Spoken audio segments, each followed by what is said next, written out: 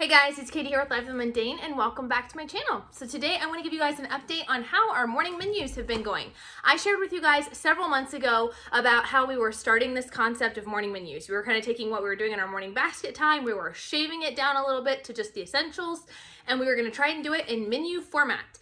And we've been using this now for months, and I want to share with you guys a couple of things that are working great, a couple of things that we've adjusted, and also just some things to think about if you're considering starting morning menus. So let's get started.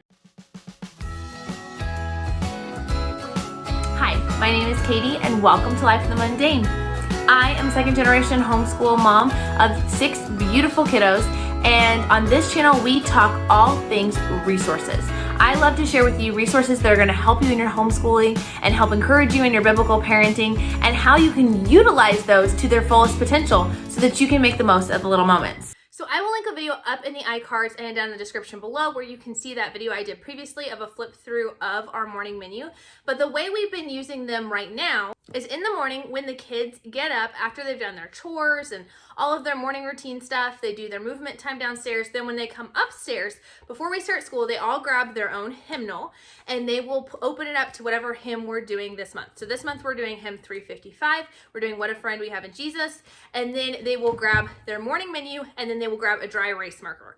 And then I'm going to show you guys just a quick peek of what's inside so I can show you how we've adapted a few things from the last video you. So inside now, the first 2 pages are actually our memory work. We are still sticking with the goal that I shared with you guys originally about how we're trying to memorize bigger chunks of scripture instead of memorizing a whole bunch of little verses. So we've already done Psalms 1 and now we moved on to Psalm 23. And then something I'm trying new is that I'm trying to give visuals with it. And I have made these available totally for free up on my website, so you guys can check that out, lifemundane.com. I'll leave a link in the description.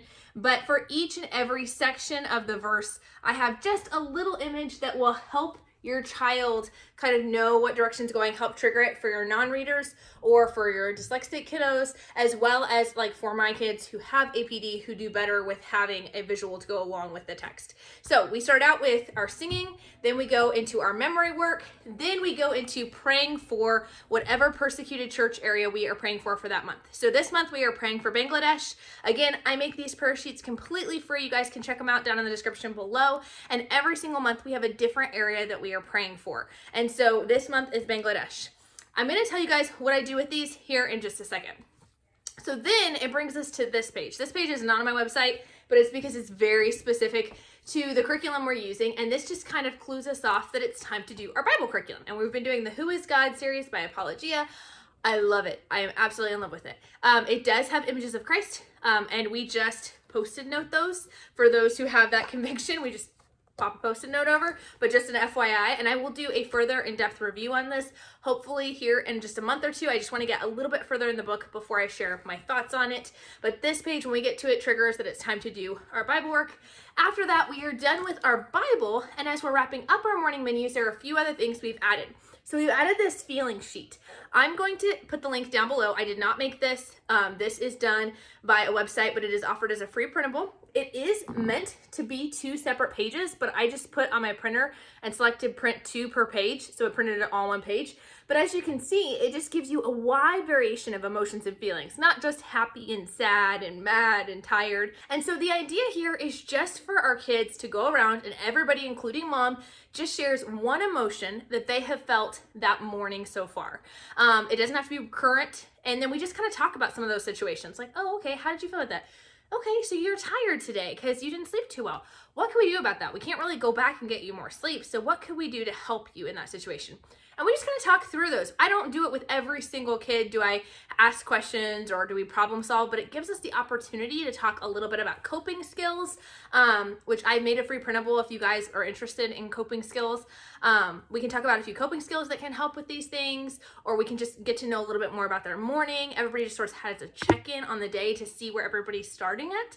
It's very helpful. And then a lot of times when it gets to be my turn, I try to pick an emotion that I have felt that morning, but that's maybe a little more abstract, one that kids don't typically think of. So for instance, this morning, I said I was a little skeptical, that I felt like we had a lot to do on our to-do list this morning, and I wasn't really sure that we were gonna be able to get it all done, more that I wasn't gonna be able to get it all done. So I was feeling a little skeptical that morning. So it's also a great way to introduce more language to them to help them describe their emotions.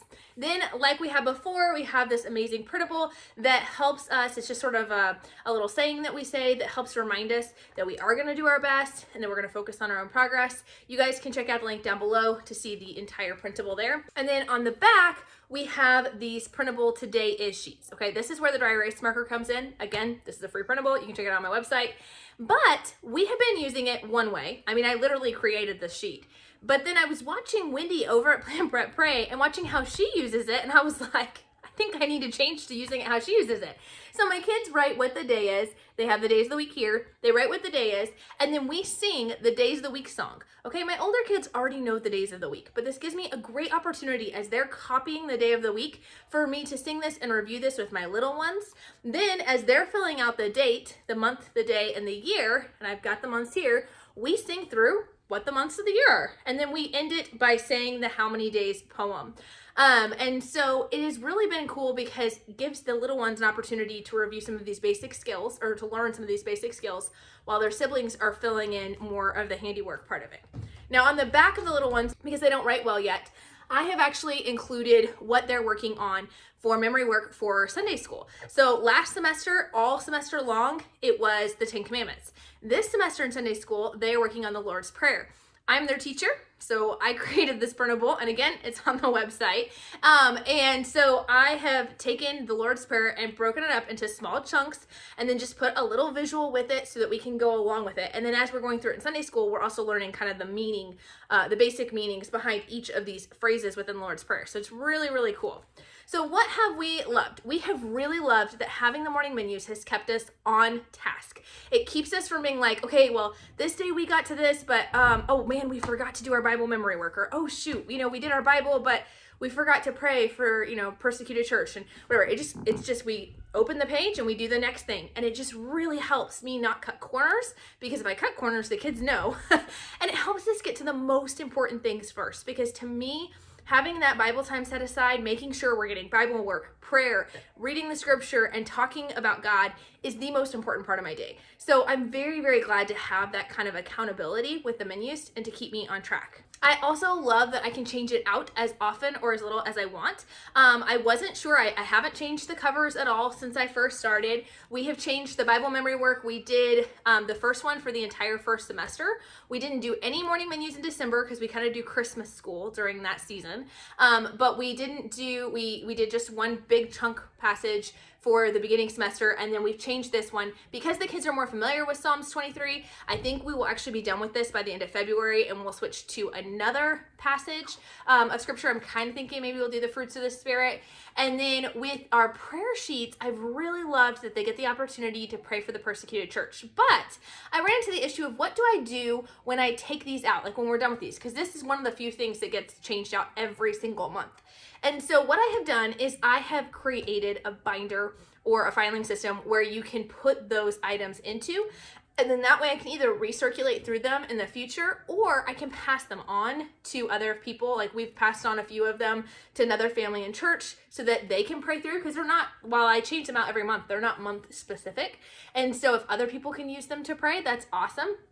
But I also have a few kiddos who like to keep these sheets in their room so that in their personal devotions, they can review and go back and pray for different areas that we have already prayed for as a family. This is brand new for this month, the feelings chart. And so other than that, like really it's just the prayer thing that gets changed out every single month. And then the Bible memory work gets changed out every 2 to 4 months, kind of just depending on how the kids are picking up on it.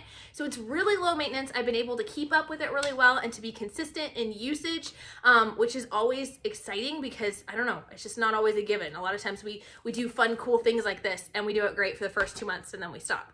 A couple tips though, if you do get it, there are different size menu holders, and there are different ones that have different amounts of pages. Mine has 8 different pages available if you use front and back, but there are some that just have 4, or maybe even some that have 6, I believe. So just look and see, make sure you're getting the right menu for how many pages you want to insert.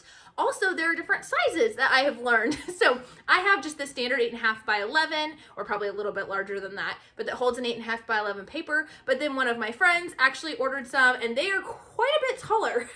If you have the 8.5 by 11 size, I highly recommend trimming off the bottom just a smidge. You don't need to like go crazy with it. I don't know if you guys can tell, but in this one I cut like a big chunk off, and so there was just this big clear spot there that kind of bothered me. But in the next month, what I did is I just trimmed off just like half an inch or less. And so just giving enough wiggle room that you can slide the papers in easily. It's also easier if you slide both sides in together instead of sliding one paper in and sliding another paper in. So even though I only change this one out every month, I will take both of these papers out, put the new ones together, and slide them in. So just a few housekeeping things that I've learned that are hopefully helpful to you. Also, with the dry erase marker, we do erase it every day, and I've had 0 issues with erasing it. But I do know for some people, if you try to do something where you're maybe adding to it every single day all throughout the month, it might be harder to erase. So just some things to keep in mind. Hopefully this is helpful to you. I will link down below, if I can find it, the particular menus that I bought, but they go in and out of stock regularly. But there are lots of options out there on Amazon. And again, I will link down below where you can find all of those free printables. I hope this has been helpful to you. I would love to know down in the comments, do you do morning menus? Has this been something that you've utilized in your school? And just know you can make it your own and use it however you'd like. We'll talk to you guys next time. Bye.